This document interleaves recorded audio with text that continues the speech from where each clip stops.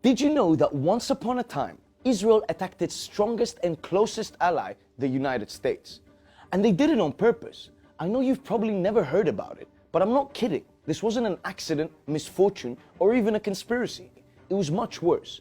Israel actually conducted an aerial and sea attack on an unarmed US Navy vessel, the USS Liberty, killing 34 Americans and injuring more than 170. Welcome back to the show. In today's episode, we see how Israel got away with murder, and not for the first time. Picture this. It was a sunny summer day on June 8, 1967. The US wasn't having a good year. Racial discrimination and poverty had sparked riots all over the country. The Vietnam War was raging and 10,000 US soldiers died that year alone. It was also the height of the Cold War, and US President Lyndon Johnson found himself close to a conflict in the Middle East. Israel had surprised the world and its Arab neighbors when it attacked Egypt on June 5, 1967, starting what became a massive land grab.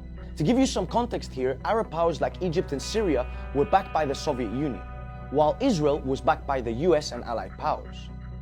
Back to that sunny day on June 8, the USS Liberty, a state-of-the-art US intelligence gathering vessel, was sailing across Mediterranean waters and into the war zone. The spy ship was in international waters, off the Egyptian coast in Sinai. Exclusive interviews obtained by Al Jazeera revealed the shocking details of the entire incident. Our primary purpose was to intercept communications of the Russian spy aircraft as it were at Alexandria, Egypt, and that was our job, was to find them. We were not targeted against the Israelis. At this point, the 1967 war had just 2 days left. Sinai, East Jerusalem, and Gaza had been seized, Jordan and Egypt had been defeated, and only Syria was holding out. The USS Liberty survivors all claimed that they couldn't hear anything from the Egyptian side. The airwaves were dead.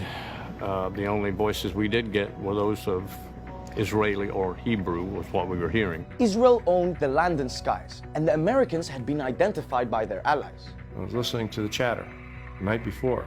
They knew it was an American ship that came into the area. They knew who we were. All morning on June 8th, an Israeli reconnaissance aircraft flew over the Liberty, knowing that it was an American vessel.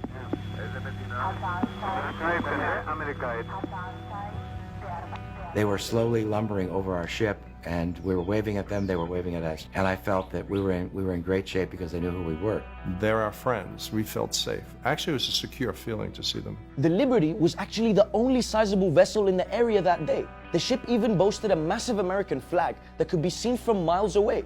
The last thing that anyone expected was an attack.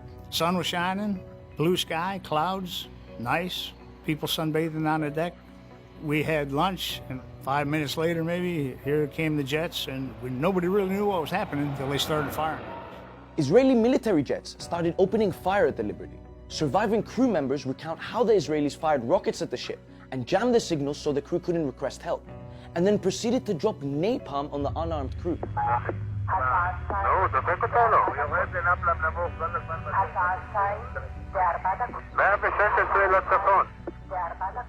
And to top it all off, the Israeli Navy machine gun life rafts that the US Marines were using to escape death and get the injured away to safety. They then proceeded to torpedo the vessel in hopes of sinking it. The dog had bitten off the hand that feeds him. And so you might be wondering now what the US did about all of this. Surely they held the Israeli government to account, retaliated in some way, diplomatically, politically, economically, something. Well, no. The US did pretty much nothing to honor its victims, and the whole thing was covered up, which is probably the reason why you've never heard about the incident in the first place. Washington's first priority was to handle the media. They made sure no journalists could get access to the crew members or their families. When they took the severely wounded to various parts, they actually posted guards on their rooms so that no one could be interviewed by the press. The total press blackout was in effect. My husband was killed on the Liberty. And by the time I got there, there were any number of people from the National Security Agency there. They were there to make sure that I didn't speak to anyone from the press, and I didn't. They stayed night and day. Despite the media cover-up, Lyndon Johnson was still facing a crisis. He spoke to Newsweek off the record about the incident, but then Tel Aviv got to work. The Israeli embassy regarded this as a major problem, and that what Johnson had told Newsweek practically amounted to blood libel.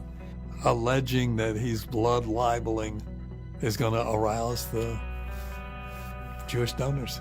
Basically, threats of painting him as anti-Israel in the hopes of derailing his political funding. But Tel Aviv also dangled some carrots and offered up a few favors to buy his silence.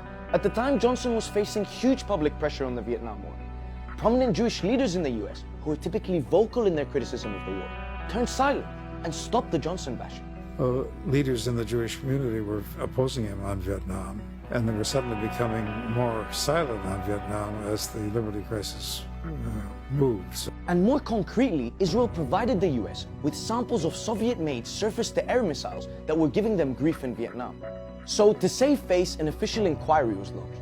The report was written in 20 days. It did not include many testimonies of the crew on board, no interviews with Israelis, and even the recording of Israelis identifying the ship as American were buried. 168 bags of American body parts were incinerated, and the cherry on the cake? The report exonerated Israel from any blame. And Tel Aviv danced to the beat, claiming it was a misunderstanding, a mistake, that no one was to blame. The cover-up was so bad that Johnson broke the long-standing American tradition of the president handing medals to veterans on national television. He avoided this duty to shun media attention and avoid meeting the Liberty survivors, and instead stayed in the White House to give high school students their diplomas. In the following year, American aid to Israel increased fourfold, and Johnson signed a classified treaty with Israel for the mutual exchange of intelligence, an agreement that is still in place. Yeah, it's all pretty hard to believe. Have stranger things happened?